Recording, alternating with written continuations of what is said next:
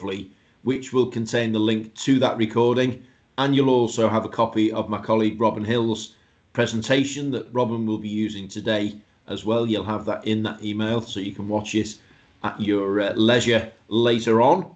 Just some more housekeeping from me. We've disabled the microphones right at the start just to protect some bandwidth. We've had a few connectivity issues, so I will keep that restriction on, but we do have the Q&A box open. So if you do have any questions during Robin's presentation, please put your questions in there, and at the end of the session we'll have a sweep up and we'll answer those questions accordingly. However, I would ask that you keep your questions as generic as possible. You're on an open forum, and it would never be good practice to go into too many specific details about either your own business or the markets or sectors that you're looking to enter into as well. So please bear that in mind when you put your questions there. And we will take the restriction off the microphones at the end. If you're brave enough to put your hand up in the air and ask your question, I'm sure Robin will take efforts to answer them. So that's the housekeeping out of the way. I'll now pass you across to my colleague Robin Hill. Robin, the floor is yours. Lovely, thank you, Mark, and good afternoon to everybody on here today. Good to see you here. So you will possibly have done Selling Services Part 1, and you are now here for Part 2. There's a little bit of crossover, but not too much. Each one focuses on its own thing, really, and it just brings this whole idea of exporting services, commonly referred to as selling internationally, and just bringing it to the table, and making sure that you're doing everything right in terms of selling your services. You're just providing a service online, for example, and you're providing that to somebody as a services company. And of course, that's absolutely fine, isn't it? Because they could be in, I don't know, Bromley, for example, but they could be in Lithuania. Well, if you were supplying it to them and you were talking to them in Bromley, not a problem. You are operating as a UK company. Lithuania, you are exporting, and it's this whole thing about the differential between the two, and that's what makes makes one of the great challenges of selling services, okay, and getting the right recognition so that you comply with the legislation regulation in that example for selling over to Lithuania and passing your exports over. But quite often it is overlooked. The other great thing about delivering services is, or this particular workshop, is it introduces that wonderful idea of selling the non-physical product, the intangible product, but at the same time looking at many of the same hurdles that you have to go through, that any exporter has to go through to clear customs effectively. And strange as it may seem, your services still have to comply with things like clearing borders, complying with local international taxation. You'll have heard about that on Part 1. Looking at delivery channels, making sure that those comply. So to my mind, in many ways, it can be said that sending a pallet of goods from A to B is actually simpler than selling a service. Okay, now a lot of this would have been covered in part 1, and as I say, there will be a little bit of crossover, but the primary objective of today is more looking at sales and marketing and getting that right, getting the message right, making sure that you're putting the best you over.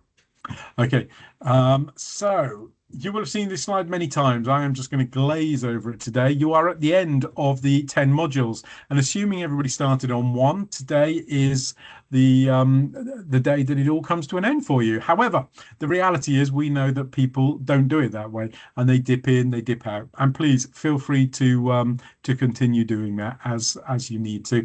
And remember that all of these sessions are on a recorded option, video on demand, as part of your portal. So if you do want to catch up a bit quicker than maybe waiting for the next one to come around, then please go and have a look on your portal, look on the video on demand option, and then you'll find these in various recordings. Okay, so let's start by giving some context to the whole area of services. The UK is the second largest services exporter in the world. So what's that tell you? We're good at it. And so therefore you are in good company. 80% of GDP, 50% of exports, all services. It's a massive growth sector, and demand is expected to continue growing. And already this year, we are seeing percentages, instead of the 50-50 between goods and services, we're seeing somewhere in the region of 60 to 65% services, and a big lowering on the goods manufacturing side. And so, something to bear in mind. If you are in services, and there's only one you must be if you're on this session today, then it is a growth area for you. So you can see the strongest growth subsectors on the slide here: digital, comms, education, and so forth. But what I'd say to you is, don't worry, because if you're not in those sectors, then look at the biggest one. And the biggest one there is other, and it accounts for a huge chunk. It actually equates to the other four put together. Okay, so from my perspective, I've spoken to many great service exporters, suppliers, and they've been selling to Indian call centers. They've been offering healthcare in some guise or another, special forces, fashion industry designers at Jimmy Choo, teachers, linguists, recruitment agents, brokers, all offering their service. All offering their service internationally, and all coming in, or most of them coming into that other business sector. Okay, so it just shows the extent, the breadth of the market potential that really is out there for you. And the great thing for you is, with the UK being regarded very highly in terms of sort of stability, reliability, standards, safety standards, design, regulation and protection, quality and so forth. There's a lot of things that we are offering, you are offering to an international audience, that gives you the edge in the marketplace. And as we're generally regarded as being a very good option in terms of transparency, lack of corruption and so forth, we are currently around about 12th or so in the Worldwide Corruption Perception Index, which is a great little acronym, CPI. And that's the market that you're interested in, and that possibly you're already trading in. And to help you just underline this, one of the things that I learned very early on from my years in business, learn to value what you're offering, who you are, where you're from. And by that, I mean, there's no need to undervalue it. And I'm thinking specifically here, pricing. The old saying that buyers know the value, the cost of everything and the value of nothing, is just as pertinent today as it was yesteryear when Mark and I were cutting our way into our careers. And it's something that you should always be aware of. If you are offering a high quality service, and I'm sure you are, then make sure that your potential customer knows it. Make sure they appreciate it, they value it. And you can do this in many, many ways. We'll look at some of these briefly in a moment or two.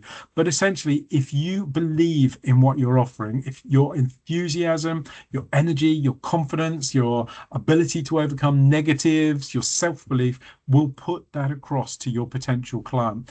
And hopefully it'll differentiate you from the rest of the pack.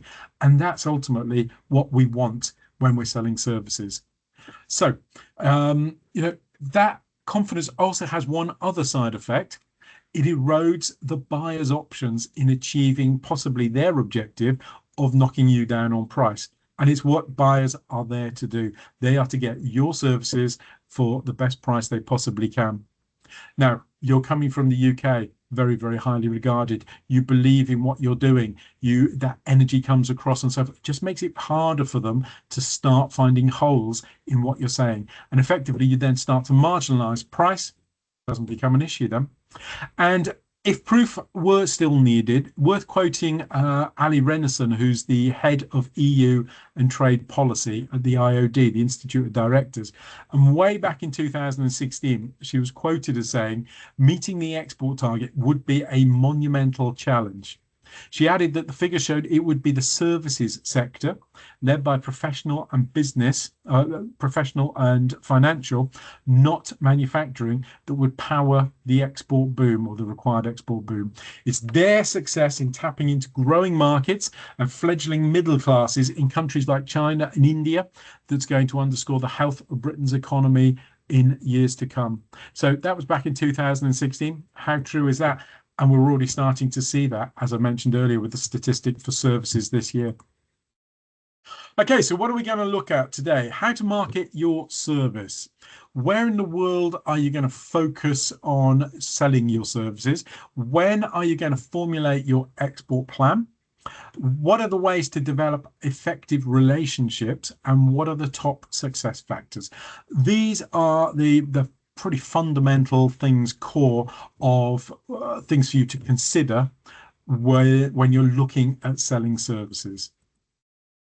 Okay, so deciding on the right approach. This is the key to underpinning your export drive, however that looks.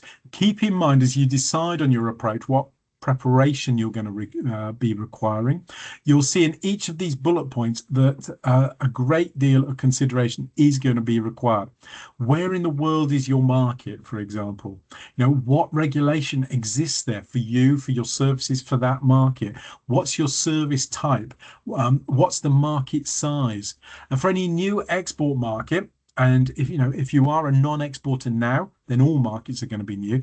There will be specific and very different issues, market by market by market. Don't get too hooked up on this. Whether you're selling to France, Lithuania, New Zealand, the practical issues are going to be very, very similar.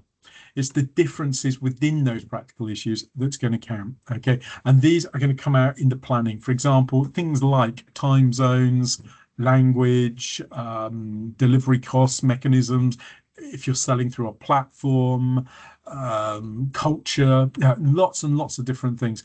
And mostly these are intangible, and they're something that do require some consideration to get them right. So, for example, some of you may recall Barings Bank. They were bankers to the monarch going back to the 90s. They were brought down by a rogue trader. The trader's name was Nick Leeson. He hid all his losses in what then subsequently became very infamous, the 5/8 account, 88888. Why? Well, because in the Far East, Singapore, China, Japan, and so forth, the number 8 is considered lucky. Now, that's a cultural thing. You would only learn that by exposure to it, by doing your homework. So things like that will be important, and they're so easy to overlook. Typical example of a company that we've worked with, a services company. They had a special late night. They had to provide a special late night shift so that they could provide a service and live updates to their US clients. And now, obviously, the considerations revolve there around specifically things like time zones, because you've got a rolling time zone across America. So they had to, in turn, have an overnight shift system. They had to recruit night workers. That's a very specialist thing. They had language, because although we speak a similar language, communication is very, very important. And it's easy to spell words wrong. It's easy to use the wrong words. Okay. And of course, with the US, there were additional regulations that they had to bear in mind. And they almost had to introduce a hybrid American team based in the UK. So regulation, accreditation. Does your service require a fully regulated presence? Some markets are more regulated than others. If you consider financial services, architectural services, then you may need to think about accreditation, permits, minimal professional qualifications, and they need to be recognized in the country of delivery as well as in the UK. It's not now, for example, if you're selling to the EU, as easy with them as it was prior to Brexit. Okay, so to trade in the EU, potentially there has to be ratification by 27 members, and a lot of those will have individual quirks because they all retain the right on services to say yay or nay. Issues like company ownership are really important. Say, for example, in the Middle East, where you can't own 100% of the company, you must have a local partner, something to bear in mind. So when you select your market, you have to look at quite a few different things. Market size is another factor. Now, will there be a consistent volume of work for you, or will it just be short projects? And does that suit you? Are you just looking for short projects? Does the market research that you've undertaken suggest that there's going to be sufficient demand for you? And if so, is there much competition, be that competition from overseas, from the UK, and also internal, where possibly things like cost will come into it. Is the market oversupplied where you're looking? If it is, then possibly you're going to find it harder to break into customers. Cost. That's always important. Global versus local. So think about customers' expectations. Would they, and this is a question I always asked myself when I was pitching overseas, would they prefer to have a big global supplier, or happy to work with a smaller company, say a UK SME? Maybe a more local name to them, but are they prepared to take a punt and look outside? So, try to put yourself in the client's shoes and really attempt to understand what's more important, what's more attractive to them. And that then in turn gives you your angle. And that angle is going to suggest the way that you're going to look to sell yourself. And a lot of SMEs, using the example I've just given, a lot of SMEs assume that because they're small, they're from the UK, they're unknown, they're not going to be successful internationally. And that is just not true. We often see customers who appreciate the benefits of working with smaller suppliers, with UK SMEs. They obtain focus, they're more dynamic, they're more changeable, they can provide a more realistic service. So, don't worry, get in there, challenge the dominance of the big boys. You should never be put off. Finally, you need to understand the type of service that you are going to deliver. So does it require an ongoing presence, such as maintenance, for example, or is it going to be delivered in short bursts of training? Can you do that from afar, or have you got to be in market all the time? I was working with a clean growth company, a startup venture, 2 years or so ago. They developed a specialist paper shredding machine and service.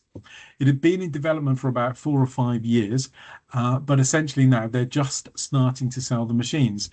They are looking to offer a completely integrated service angle as well. And they wondered for a long time how they were going to do that. Would it be a single agent in the country that they're looking at? Would they fly over every time there was an issue or a problem? They decided to go for an agent based over in the country where they're selling their gadgets, which was great because it's going to assist them greatly on the repairs in terms of offering a speedy service. The last thing you want to be doing is flying across the other side of the world with your toolkit looking to repair a piece of equipment. I know some companies do that, but it's a much harder way of doing it. So you've decided on your approach. You then need to research the market. And this, to me, is pretty essential. And this is one of the things, if you've not already done the module on market research, international market research, that we offer within Export Academy, I definitely suggest you do it. It gives you focus. Okay, so you need to research how services are promoted in the market that you're looking at, in the country you're looking at. And that's going to help you to know how to promote yourself, your company, your service. Sounds simple, I know. But believe me, a lot of companies actually forget to do it. If you pan back to the earlier course, there are many sources of information that are mentioned there, many links included within that, and they will help you. Okay. And so this is just an example of us at Export Academy joining up the dots. Okay. You're given a lot of resource, a lot of different sources you can use. As an example, I've often used the Foreign and Commonwealth Development Office trade desks around the globe. They are great for market information, company information. Great example there being a playground up style company that came to me with a query. And their query actually was they'd had an email. It was asking them to tender for this particular contract. It looked like a scam. they came to me. I passed it over to the FCDO. They came back and said, no, it's absolutely fine. They then went on, having sort of done their due diligence on that, they went on and they won part of the contract, which was great. Competitor analysis, see what your competitors are doing in that market. Do you believe wholeheartedly that you can compete? Or do you start looking for your competitors' weaknesses? Because, again, that will give you a steer on what kind of service, what kind of presence can be tolerated over there. Market conditions. Okay. Sometimes it's better not to look for a country to sell to, but look for a market within that country. So an example here being another company I worked with who developed a cordless wrench, an attachment, and it manually adjusts the height and positioning on acro props. It wasn't available. They invented it. Okay, so instead of using manual handling, it was all sort of automized. Very, very simple idea, but they developed it first, then they went after the marketplace. But interestingly, the marketplace for that's not in the UK. And the reason for that is because we use agriprops differently in this country as we do in, say, France and Germany, where they become integral to the building. So they've sort of a bit over here, but primarily their market turned out to be in Europe. They didn't realize that before they developed the product, but actually it all worked out really, really well for them. What about a local office? So this could be important. This is going to offer you something permanent. It's going to allow you to demonstrate your service locally. It possibly could impress potential clients. You need to choose a location that best fits what you're offering. If you're thinking of having a local presence, then ensure that all your marketing materials communicate your marketing message, make sure it's accurate, make sure it's professional, make sure it's culturally sympathetic. Be sure that anything and everything you offer absolutely respects the cultural angle. We all know how easy it is to offend people in the UK. Well, take something 5,000 miles around the world and then try to anticipate it if you know nothing about that culture. Guarantee you'll end up offending somebody. Okay. You may, for example, thinking about culture, you may have noticed if you ever look at sort of various countries' websites. So China, for example, not that I make a habit of it, but for research purposes, it's really, really useful.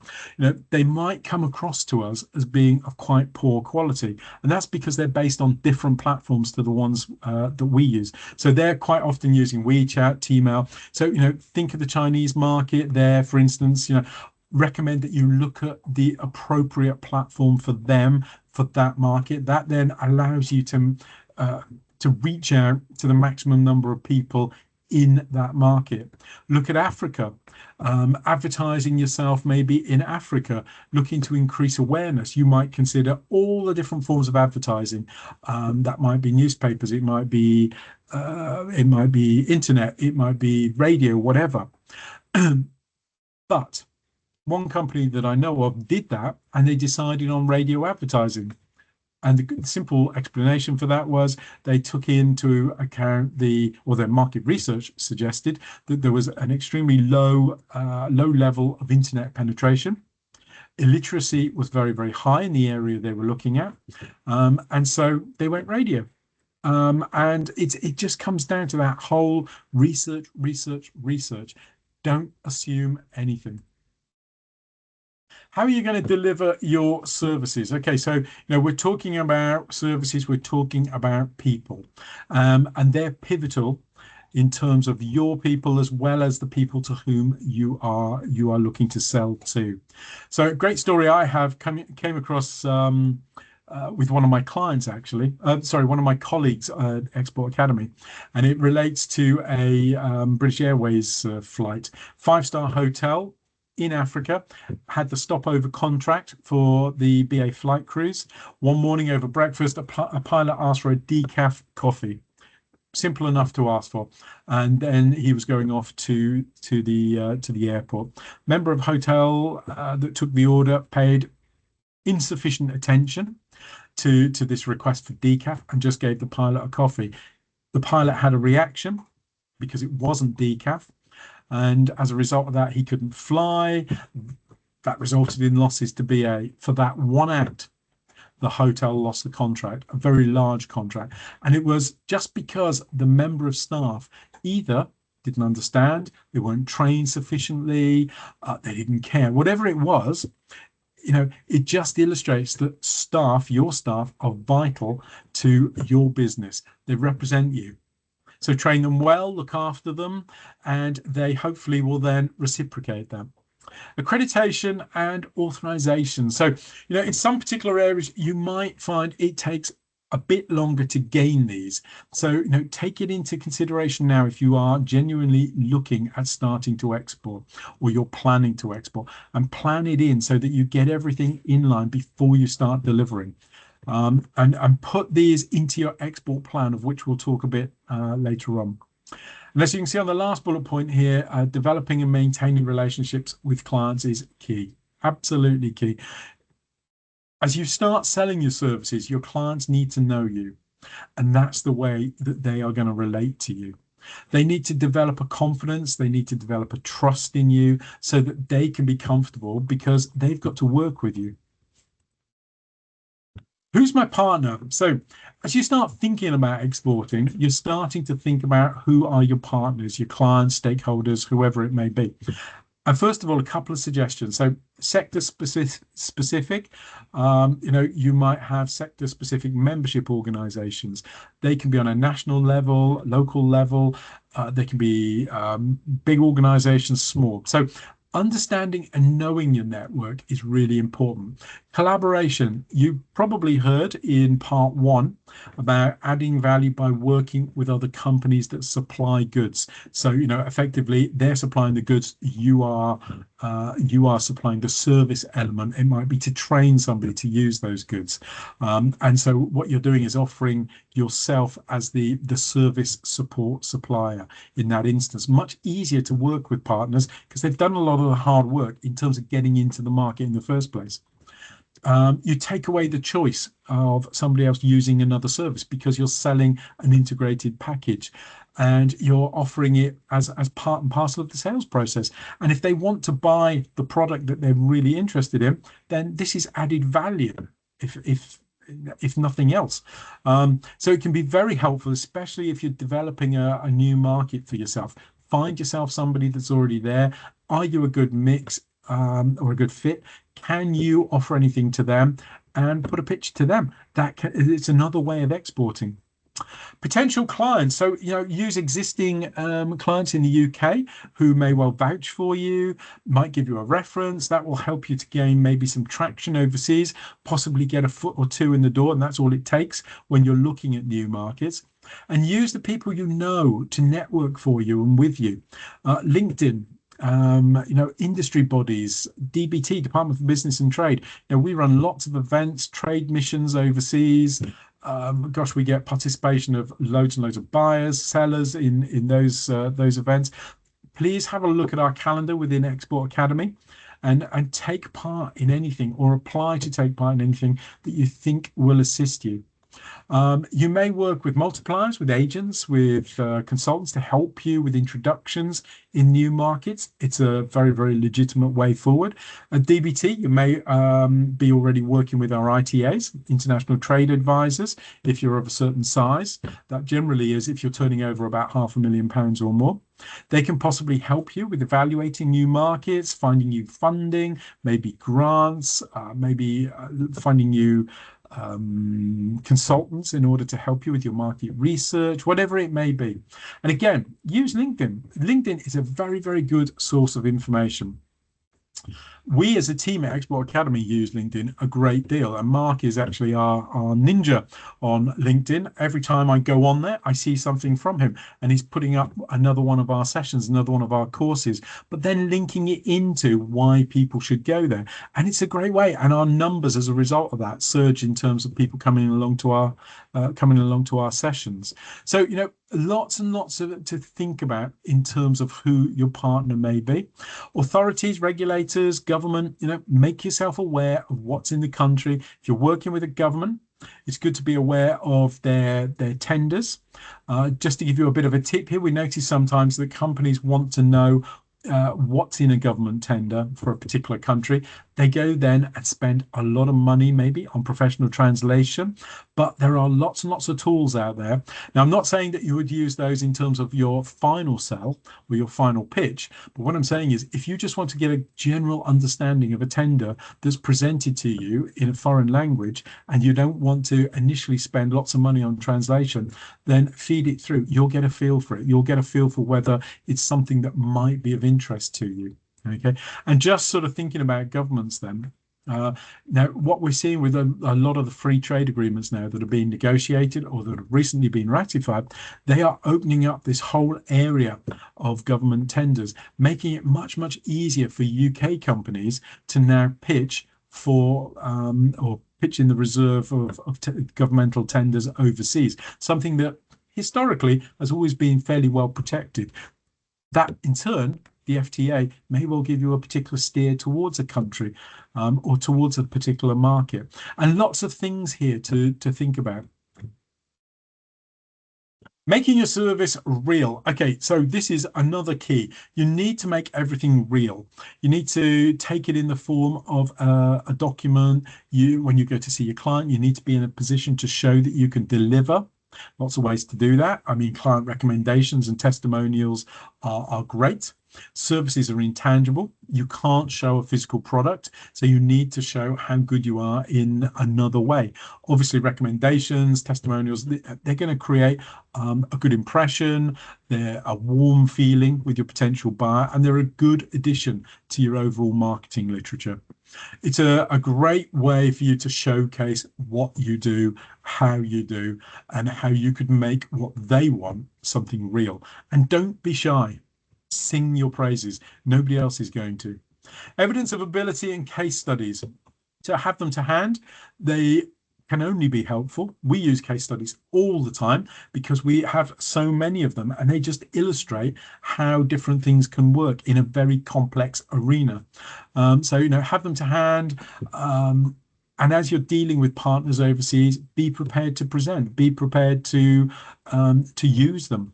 Benchmarking against international standards. So if you haven't worked overseas, then it's quite difficult. And then you might not know what the local standards are. You don't have any sort of evidence to prove your case. So try benchmarking maybe against ones that you have, where you've worked against different standards, but maybe in the UK. It may be if you have worked overseas, but you're looking at a new country, you might want to compare against a contract that you undertook in another country. It might be France, it might be Germany, anywhere else. It's just another way to show your capability and show your compliance. Accreditation, really important. Badges, certificates, physical evidence of your ability, your compliance within the local market. Try to display them anywhere and everywhere on your website, anywhere prominent if you've got an office, on your literature, social networks, whatever it may be. Credibility by association, so building your network, getting your name out there, getting it known, and increasing visibility. And again, just meeting people is vital. You're selling services, that is going to help you to build. It's going to help you to develop a network, and it's going to enhance your perceived reputation. And endorsements, things like LinkedIn, for example. LinkedIn is not just about seeing lots and lots of people doing lots and lots of jobs and telling you what they're doing. It's also about looking at individuals and seeing what their customers have endorsed them for. It might be customer service, for example. And if that's key to your overseas buyer, then that's a big tick in their box. That's part and parcel of making them feel warm about buying from you. Okay, what makes you good at what you do? Okay, levels of competency. Again, it's case studies, it's projects that you've been through before. It's an ability to develop and demonstrate that level of competence. It might be fairly hard for you, especially if you're new to a market. But, we see some companies trying to explain it maybe through a story. They try to make it illustrative, maybe through short videos. I know I used to make videos back in the day on my old BlackBerry and market to customers that way. So that's going back a fair few years now. You want people discussing your service. It might well be things like TikTok. if you're looking at a younger marketplace, why not do a TikTok video? Why not do one a week or three a week or whatever it is? It's all part and parcel of creating an image for you, but explaining it in a really simple language that everybody can understand. And in a sense, you're not using language, you're using the language of visibility.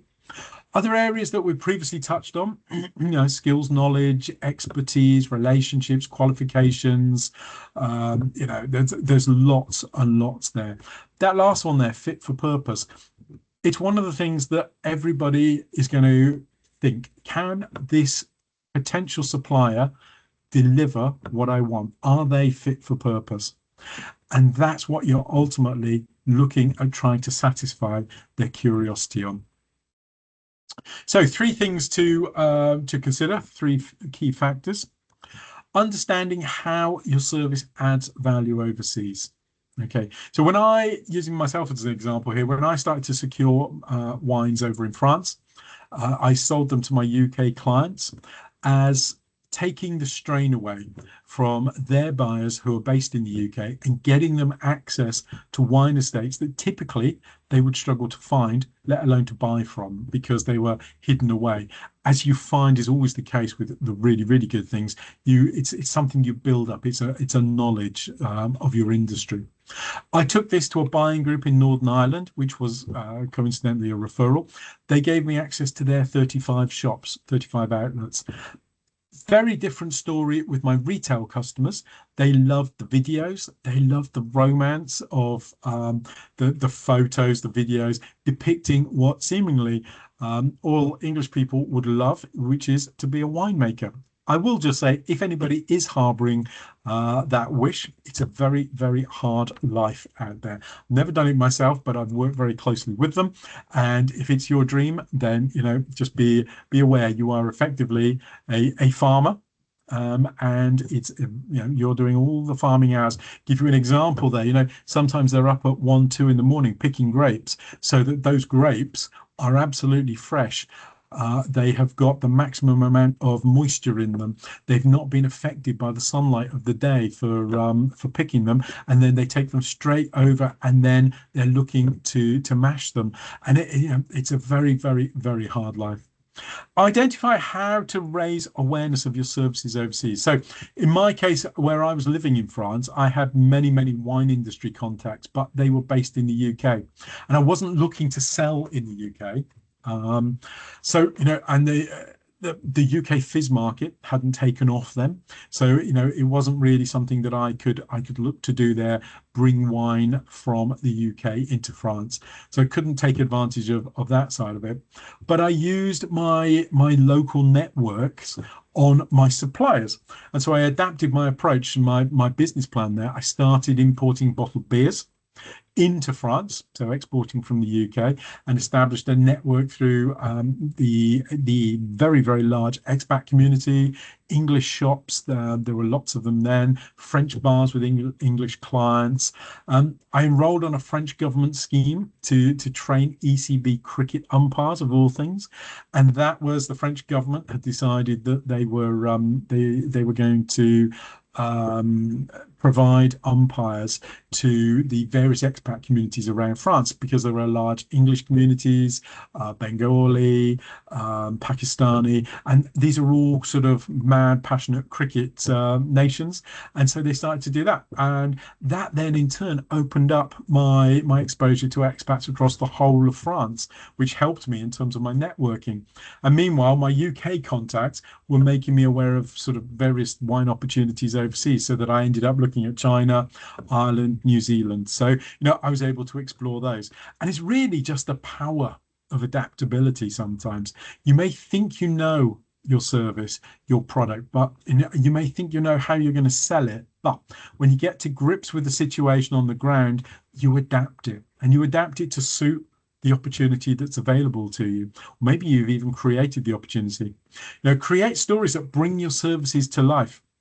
Like I said, I made videos, very basic, using a BlackBerry mobile, but it was a bit avant-garde back in the day, because I'm not aware that many people were doing it. And I made them direct from the vineyard. I took a professional photographer with me around various vineyards in the south of France, where I was buying wines to import into the UK. And I just brought the whole process of vineyard life. I brought it alive, from the vendage where they're picking, to the cellar where they're blending wines, where they're using old oak barrels, and you get all these pictures, and it just looks lovely. And it was all designed to personalize my service, my product. And the videos we used were sent out as email promoters within the UK. Many of the winemakers visited the UK to host wine tastings direct to customers, that kind of thing. I use photos of Christmas cards. Who sends those now? I don't know. Or who can afford to send them now? Or maybe as seasonal cards, depending on the time of year, or as themes maybe to email offers, whatever it may be. I had so many different ideas, but so little time is how it felt, So really, it's worth trying anything, trying everything to get your message out there. And eventually you learn what works. You'll make mistakes. Don't worry. There's nothing wrong with making mistakes. Nowadays, with blogs, enhanced video making, all the different digital platforms, internet utilization, all the rest of it, these opportunities have grown tenfold. And the opportunity for making quality videos and so forth is just immense. So, just adding value, truly understanding what you stand for in the market, finding your USPs, it really can pay off for you. Just remember, easy to get attracted to the famous, the big markets, the ones that are going to make you lots of money, the ones that everybody's heard of, where customers are just queuing up to buy your product. But those markets generally are more difficult to get into. Maybe if you're starting to look at exporting, maybe look a bit closer to home. You could go and send your services export 5,000 miles, or you could go a couple of 100 miles over to Southern Ireland. What's going to be simpler? And that's the question to ask yourself. And really, this slide just illustrates, everybody thinks about Paris, Berlin, China, New York, Japan. They're glitzy. Yeah, absolutely. But they are difficult markets to break into. And they're also quite expensive markets. So maybe cut your teeth on something a bit easier. So thinking of that, and thinking about approaching new export markets. So a systematic approach is generally the good recommendation.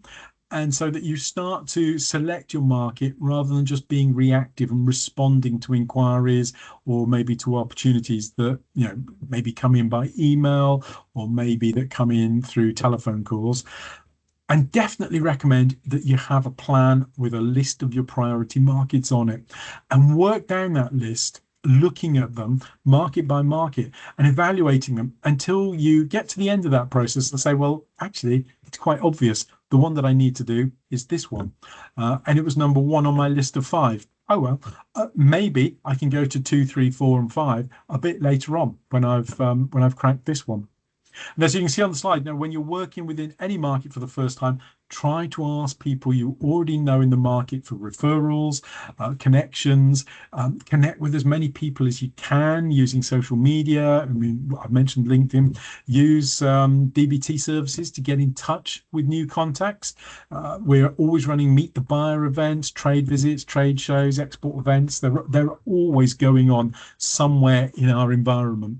And for those who might be a bit unsure about using social media, keep a lookout in our pages, in the Export Academy pages, as we're running workshops all the time about everything export related. So, if you are serious about exporting, then definitely keep an eye on what we do. After every session, you get your recording, you'll get your slides, and you can then look at it. And it's not just sessions like today. We do a lot of very specific sessions where we're looking at specific countries, or we're looking at very specific products within specific countries. Might be we're looking at free trade agreements, looking at space, food and drink, whatever it may be. There is something for everyone on there. And we even now ask you, if you can't find anything for you, we even ask you as part of our session feedback, make a suggestion for something you'd like to see, because that gives us a little bit of direction in terms of where we need to be looking in the future. So why are relationships so important? Okay, we sell to people, not companies. Okay, and people buy from people. So you need to prepare your pitch. It's got to be perfect. It's got to be prepared. But I always say, with a few blemishes, make yourself look real. Um, I've been in sales for 30 plus years now, mainly business to business, mainly consultative sales. You need to sometimes lead a customer towards you, make them like you, because not everybody is going to like you. And that may be strange. That may be a real revealer to some people. Ask the who, why, what, where, when, how questions. Let them open up. Let them talk about themselves, their companies. And the most important thing, listen. Listen to what they say. It's really underrated. Mirror their body language. Mirror their verbal language. Not all the time, though. But some of the time. Explain things at what you are perceiving their level to be. If they're speaking English to you, then try to learn a few words or expressions in their language.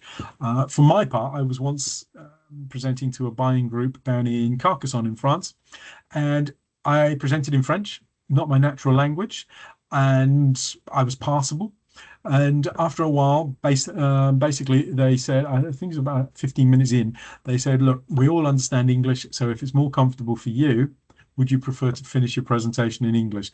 Now, that said a great deal for my French, of that I'm sure, but they said to me afterwards, they were really, really impressed that I'd started in French and that I'd shown the willing, the preparation and so forth. And it doesn't have to be talking for 10 or 15 minutes. It might just be maybe a few expressions. I know whenever I present to any audience in Wales, because I lead for Export Academy in Wales, I start in Welsh, and little things like that. It's almost expected, but at the same time, it's showing some respect. It always goes down well. Okay, ask people what they thought of your service. It's great to have feedback. Sometimes we're frightened of it, but it's a good starter for next time. And if somebody says to you, well, I felt you were a bit light on details of, or case studies of, or examples of, so you start your next meeting. Look, last time we spoke, you said about this, so I brought some extra ones along with me, and then you can sort of compensate. Always take away a note of something from any conversation to start the next conversation. These are absolutely aimed at building relationships. The more obvious things, always have some illustrations of your service, photos, videos, case studies. We've done all that. Be passionate. Remember, your service is about you. You reflect your service and vice versa. Everything is about making the absolute best impression that you can, raising your profile, understanding cultural aspects as well. And I can guarantee that anybody you're talking to will then talk to other people. And before you know it, they're talking about you. They're talking about you as a potential supplier.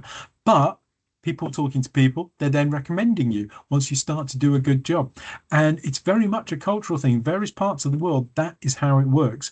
And I've spoken to Mark many, many times about his time in the Middle East. He may have met people 3, 4, 5 times, and they've just talked about family. They've drunk coffee together. They've spoken about their experiences around the world. And then totally unexpected, 4th meeting, 5th meeting, they say, right, we want to give you an order. And that's actually happened to Mark. And that's what I mean. It's not necessarily a cultural a transactional selling environment, any country around the world, the same as it is in the UK. So just respect that, try to understand it. Culture, you're seeking to ensure that you're presenting the company, the business, the service in its best possible light. And as you can see here, effective communication is absolutely key. Relationship or transactional, I've just mentioned that. Get prepared for your meeting. And that will be in terms of maybe learning some of the language. It may well be getting some stuff translated, maybe as part and parcel. Adapting marketing materials according to that culture. Don't make cultural mistakes. Don't put wine bottles in pictures of something that you're referencing in the Middle East, for example. The importance of professional translation cannot be overestimated. It essential, but it's essential at different points. Now, different parts of the world, you're going to be speaking English as the primary language anyway, not just English speaking countries, but maybe Scandi countries where English is primary business language. Netherlands, the same. So, think about where you are and really the expectations. A couple of books here. I'll leave you to have a look at that when you get the slides, but it just gives you an idea. You're more than likely now to go online and find just as good references and links to give you that enhanced cultural awareness.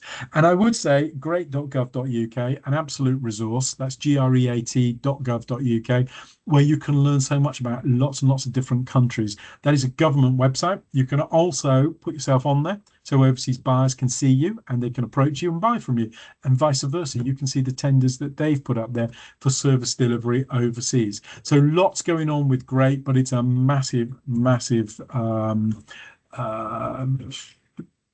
amount of information relating to all things exporting. Routes to market, I'll quickly go through this.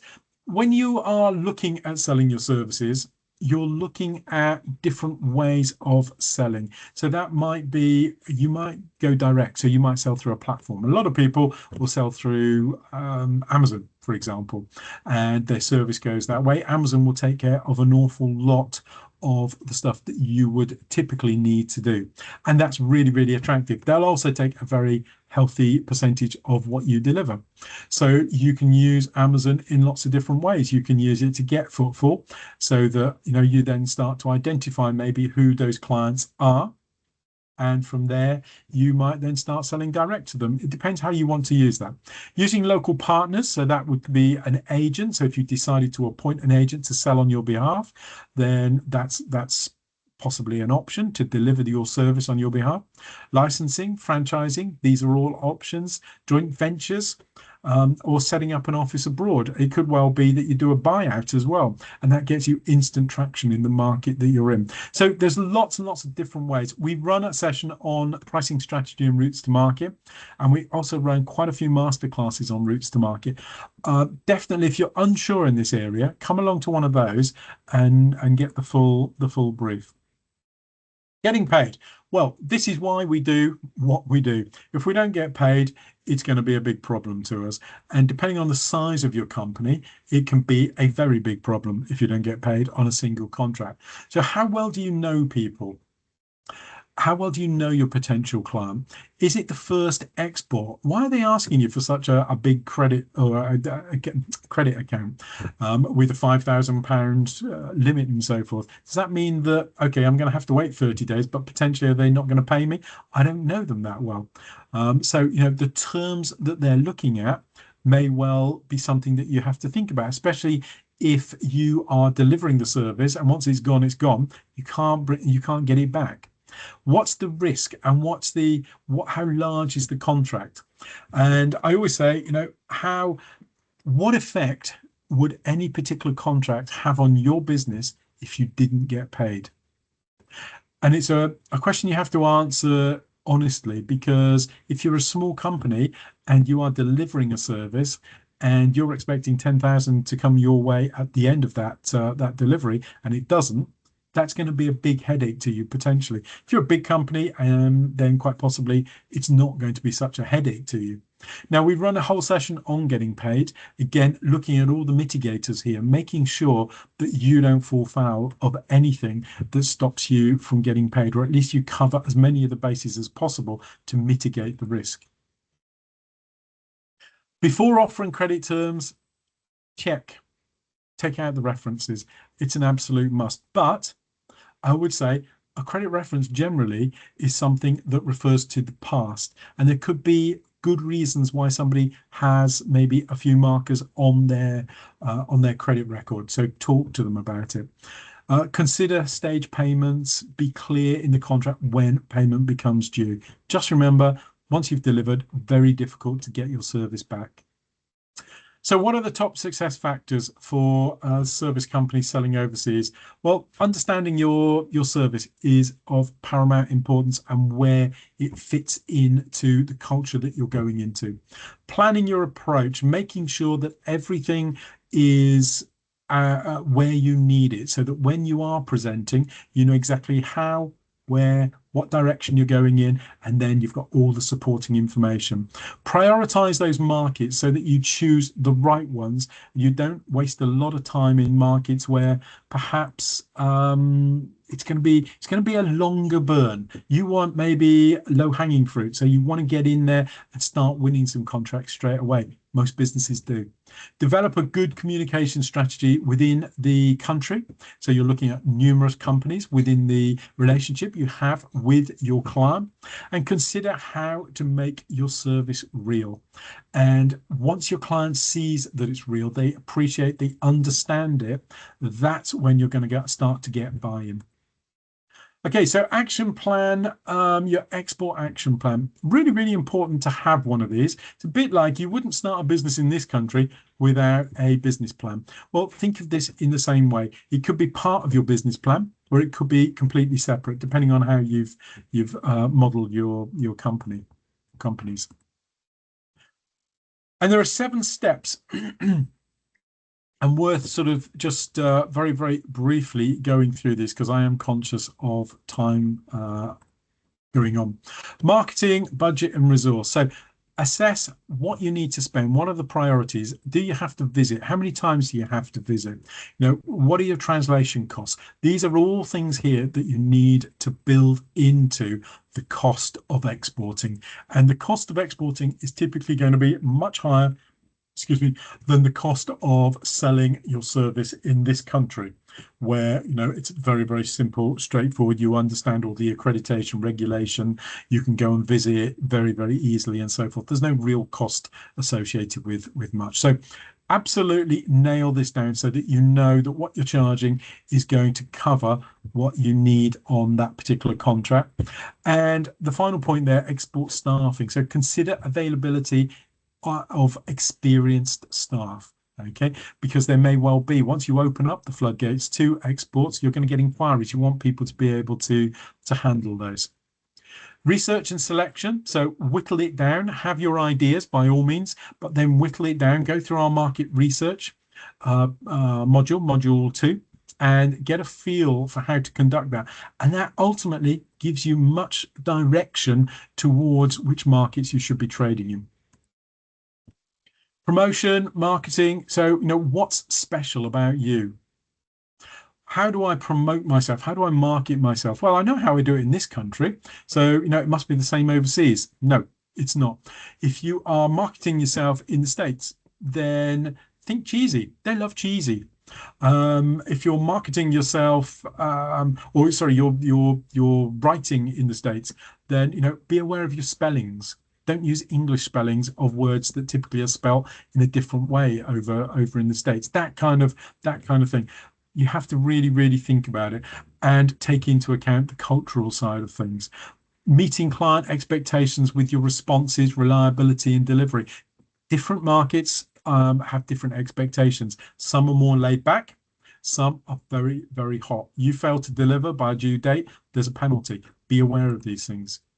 Routes to market, which I touched on just now. We have a really, really good session on that can absolutely help you to focus on the routes that you should be going on. Costs and pricing, so consider any additional export costs. So, you know, currency fluctuation, payment terms, that's going to affect your currency. Your cash flow. Contract travel, commission to partners, competition pricing.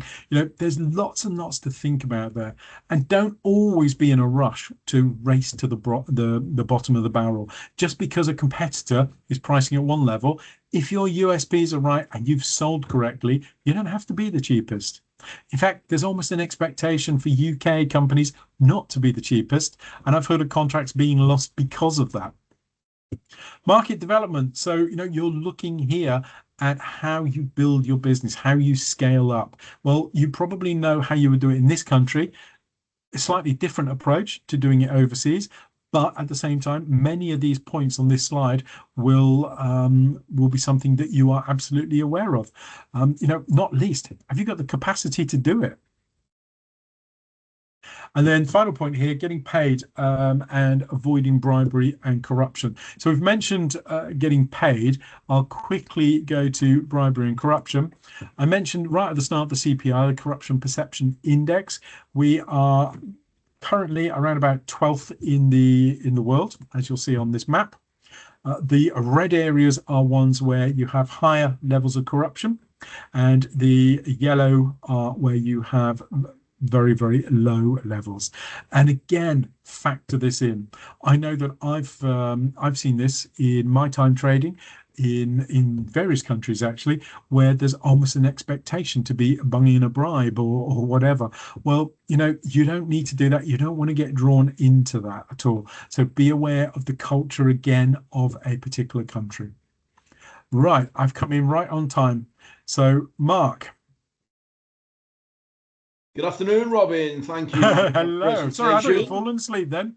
No, you had me jumping every time you said marketing or marketing. And I thinking there was a problem, So anyway, you kept me on my toes all the way through, and hopefully all of the audience as well.